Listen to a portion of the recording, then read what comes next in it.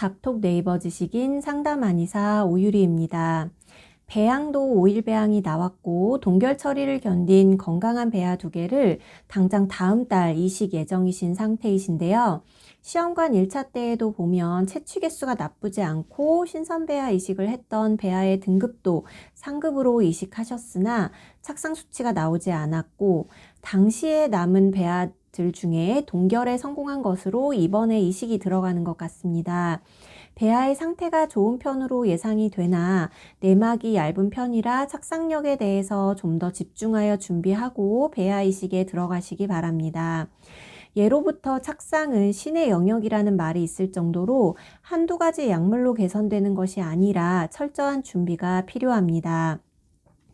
시험관 하기의 착상 성공 포인트는 호르몬 요법 없이도 건강한 내막 재생이 가능해야 한다는 것입니다.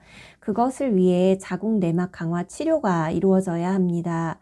내막 두께가 어느 정도 기준점에 이르지 못하면 이식 자체가 불가한 것은 맞지만 그 바운더리를 넘어서 이식을 했다고 하더라도 내막 두께만이 착상을 결정하는 것은 아닙니다. 안정적인 착상을 결정하는 자궁 내막의 3대 요건은 탄탄하고 두꺼운 내막 두께와 충분한 혈류 공급, 그리고 착상 유도 물질의 원활한 분비가 전제되는 상태에서의 착상 과정이 이루어져야 한다는 것입니다. 착상 과정이 이루어진다라고 표현을 한 이유는 이러한 내막 환경이 좋다고 하더라도 면역학적으로 배아가 내막에 충분히 수용 과정을 거쳐야 임신 성공이 가능하기 때문입니다. 이식 전에 내막 두께가 얇다는 진단을 받는다는 것은 아직 착상의 제1조건도 충분히 만족하지 못했다는 뜻입니다. 현재로서는 자궁 내막의 증식과 분비 기능을 강화하는 것이 급선무일 것으로 보입니다. 만약 바로 이식이 진행되는 것이 아니라 2개월에서 3개월 정도 내막의 두께 개선이나 자궁 내 환경이 나아진 후에 이식이 가능하다고 하신다면 더더욱 착상에만 집중한 치료가 필요한데요. 사연 주신 내용으로는 이제 한 달여밖에 남지 않은 것으로 보여서 좀 더 단기간에 빠르게 효과를 볼 수 있는 방법을 알려드리겠습니다. 일상생활에서 섭취하면 도움이 되는 식품군으로는 비트나 아보카도 등의 섭취를 권장드리고 있으며 소화에 문제가 되지 않는 선에서의 고단백 식품과 유기농 채소를 충분히 섭취하는 것이 좋습니다. 비트에 들어있는 각종 비타민과 무기질, 그리고 풍부한 질산염은 혈액순환을 돕기 때문에 비트를 꾸준히 먹으면 자궁의 혈액 흐름을 도와서 배아의 착상 확률을 높이는 효과가 있습니다. 또한 아보카도는 미네랄과 비타민, 필수지방산, 단백질, 탄수화물, 식이섬유로 무장한 고영양 식품인데 자궁 내막을 튼튼하게 해서 배아의 착상을 돕는 비타민 E가 풍부하게 들어 있습니다. 또한 아보카도에는 엽산이 풍부하기 때문에 아기의 신경관 결손을 막는 데에도 도움이 되는데요. 얇게 썰어서 샌드위치 재료로 넣거나 올리브유를 사용한 샐러드에 곁들여 먹으면 먹기도 수월하고 자주 섭취가 가능합니다.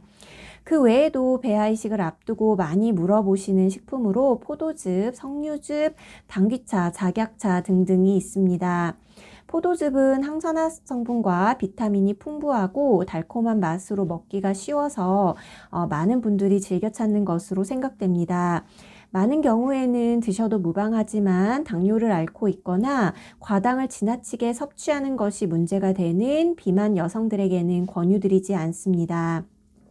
석류즙 또한 항산화 성분이 많고 난소를 튼튼하게 한다고 알려지면서 많은 난임 여성분들이 선호하지만 유사 여성 호르몬 성분의 함유로 난소 물혹이나 폴립, 자궁 근종, 자궁 성근증 등을 가지고 있는 분들께는 장복하지 않도록 하는 경우가 많습니다.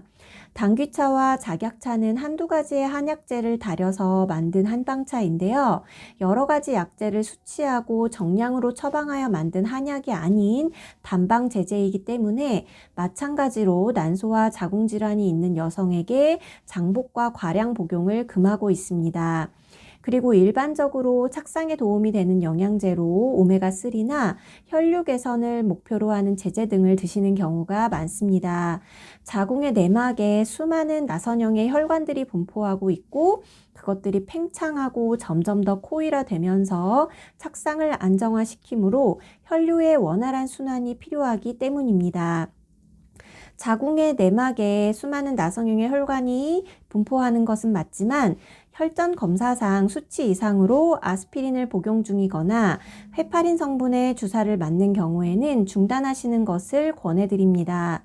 여러 가지 차나 즙, 영양제 모두 배아 이식을 앞두고는 본인의 몸 상태에 대해서 의사나 한의사에게 진료를 받으시고 복용하시기를 바랍니다. 문의 주셨던 착상탕은 배아 이식 시 착상력 강화와 임신 성공과 유지를 위해 처방하게 됩니다.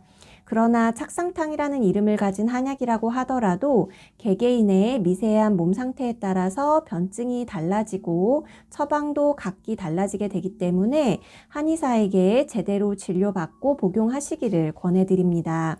자궁 내막의 두께를 높이고 혈류를 강화하는 착상탕을 복용하면서 침, 약침, 자궁 신부 치료를 비롯한 착상 강화 치료를 주 2회 이상 받으시는 것이 좋겠습니다.